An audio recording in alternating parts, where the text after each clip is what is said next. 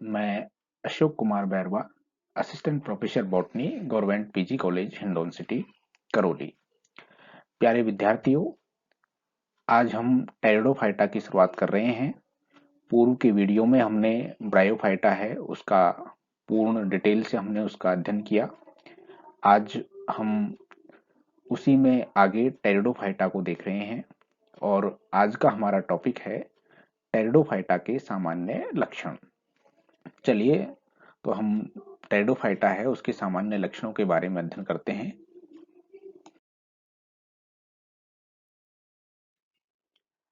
सबसे पहला पॉइंट आता है टेरिडोफाइटा सामान्य परिचय, टेरिडोफाइटा जनरल इंट्रोडक्शन।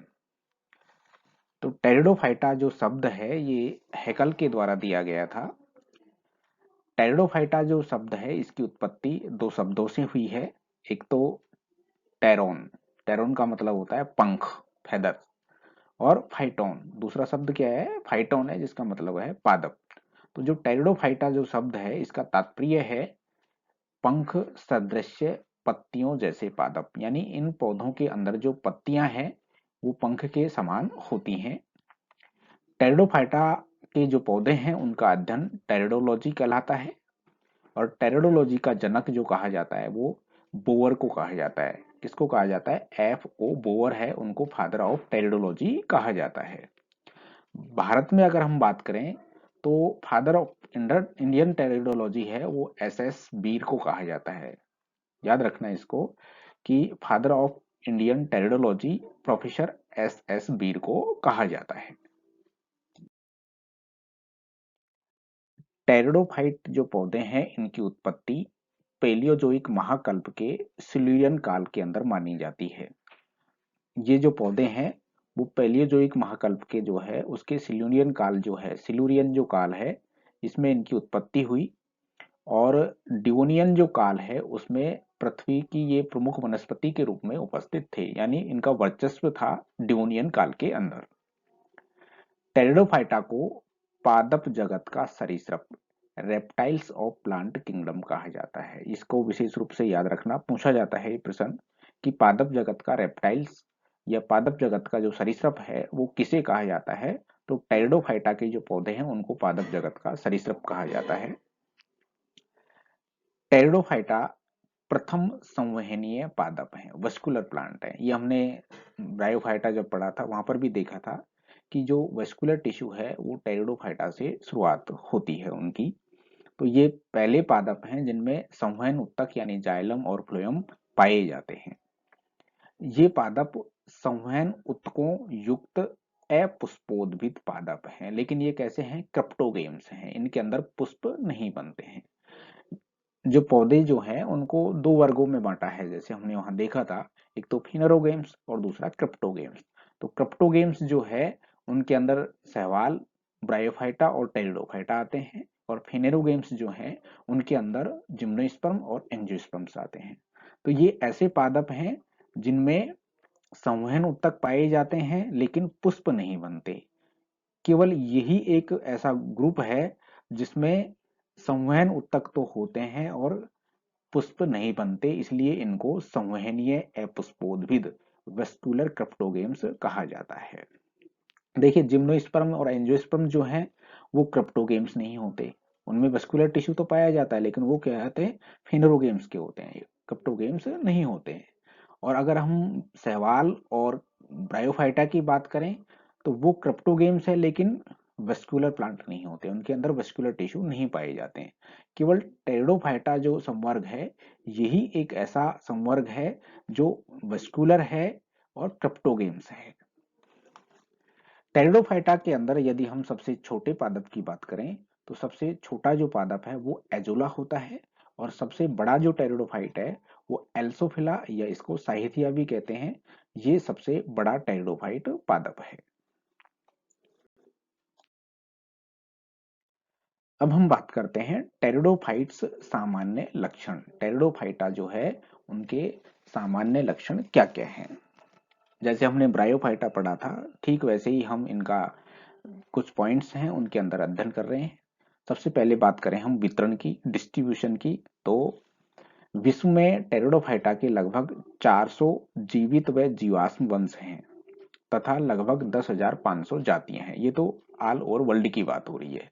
अगर हम भारत की बात करें तो भारत में टेरिडोफाइटा के 204 वंश और लगभग 1000 जातियां हैं, और राजस्थान में टेरिडोफाइट्स के 29 वंश और 36 जातियां मिलती हैं। तो यहाँ राजस्थान में टेरिडोफाइटा की 29 जातियां, 29 तो वंश मिलते हैं और 63 जातियां मिलती हैं। आवास की बात करें तो टेरिडोफाइट्स के जो पौधे हैं वो स्थलीय पौधे हैं और नम और छायादार स्थानों पर ये उगते हैं। कुछ सदस्य जो हैं वो अन्य आवासों में भी पाए जाते हैं, जैसे कुछ टेरिडोफाइट पौधे हैं जो जलीय आवास में मिलते हैं, जैसे एजोला, साल्विनिया और मार्सिलिया। ये जलीय आवास के अंदर पाए जाते हैं। जैसे दलदली आवास के अंदर आइसोइट्स मिलता है। अधिपादप के रूप में लाइकोपोडियम फ्लैगमेरिया, लाइकोपोडियम फ्लैगमेरिया है, ये एक एपीफाइट के रूप में पाया जाता है। और जीरोफिटिक या मरुद्भिदीय जो आवास में पाए जाते हैं, जैसे एक्टिनोप्टेरिस, स्लेजिनेला जो है इसकी एक जाति है स्लेजिनेला रुपेस्ट्रिस, और इक्विसिटम की एक जाति है इक्विसिटम आर्वेंस। ये जो पौधे हैं ये मरुद्भिदीय आवास के अंदर पाए जाते हैं। तीसरा पॉइंट आता है पादप शरीर, प्लांट बॉडी। टेरिडोफाइटा का जो पादप शरीर है वो किस तरीके से होता है। देखिए, हमने ब्रायोफाइटा, शैवाल और जो ब्रायोफाइटा है उनका जो मुख्य पादप शरीर है वो युग्मकोद्भिद होता है, गैमेटोफिटिक होता है, हैप्लॉइड होता है। टेरिडोफाइटा जो है इनका मुख्य पादप शरीर है वो बीजाणुद्भिद या स्प्रोफिटिक यानी डिप्लॉइड होता है, 2n होता है। ये विशेष रूप से आपको याद रखना है कि टेरिडोफाइटा का जो पौधे हैं उनका जो पादप शरीर होता है वो बीजाणुद्भिद होता है और वो जड़, तना और पत्तियों के अंदर विभेदित होता है।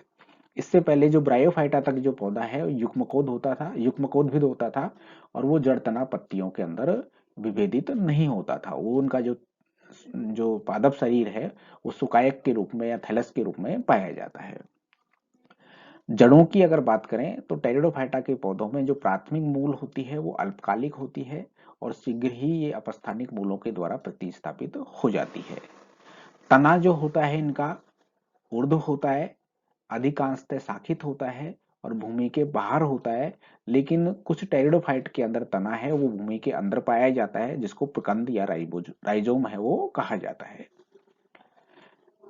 टेरिडोफाइटा की यदि पर्णों के संबंध में हम बात करें तो पर्णों के आधार पर टेरिडोफाइटा को दो प्रकार के वर्गों में बांटा गया है, जिसमें एक तो लघु पर्णी टेरिडोफाइट होते हैं और दूसरे गुरु पर्णी टेरिडोफाइट्स होते हैं।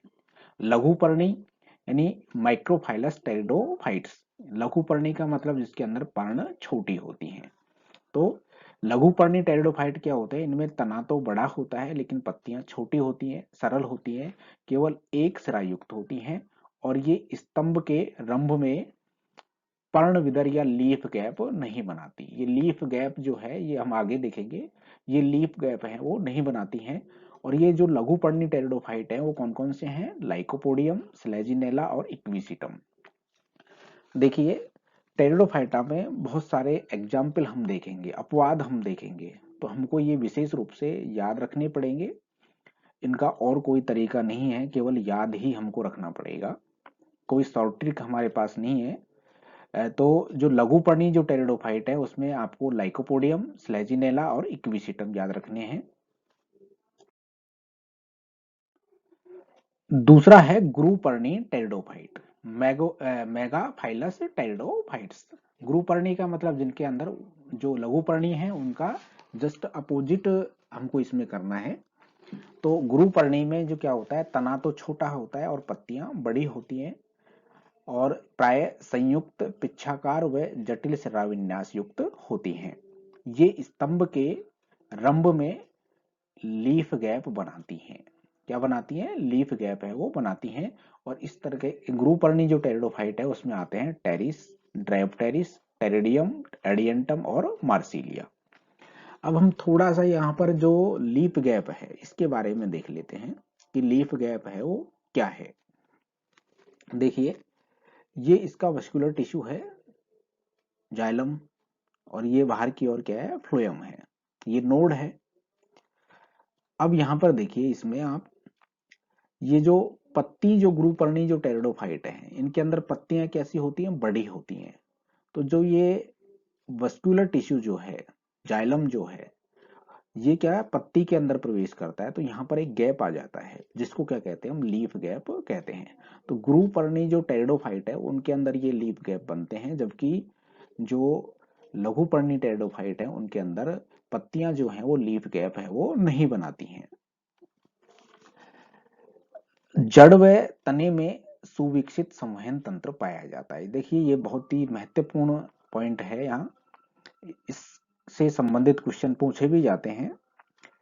अब देखिए, वस्कुलर टिश्यू इसके अंदर पाए जाते हैं, हमने पहले भी देख लिया था कि जाइलम और फ्लोएम इनके अंदर होते हैं, लेकिन जाइलम में वाहिकाएं यानी वेसल्स एब्सेंट होती हैं। जाइलम के अंदर वेसल्स हैं वो नहीं पाई जाती हैं। ये चीज हम जिम्नोस्पर्म जब पढ़ेंगे, तो जिम्नोस्पर्म के पौधे जो हैं उनके जाइलम में भी वेसल्स नहीं होती हैं, लेकिन अपवाद हैं, कुछ में पाई जाती हैं। तो वो अपवाद आपको याद रखने हैं।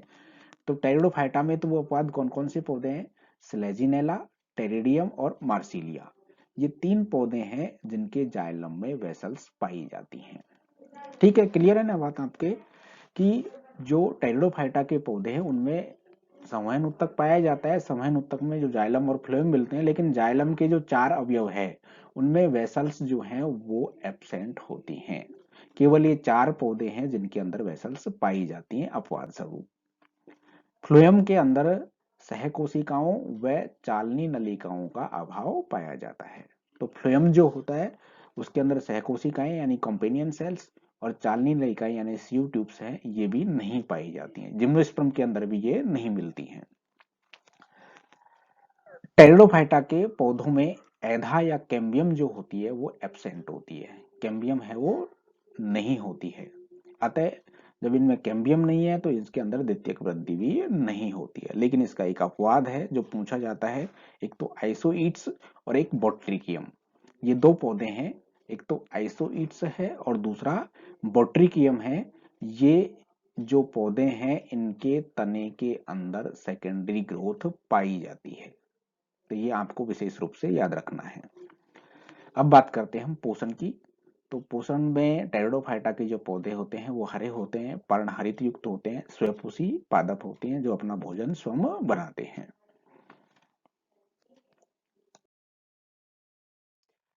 आज के वीडियो में बस इतना ही।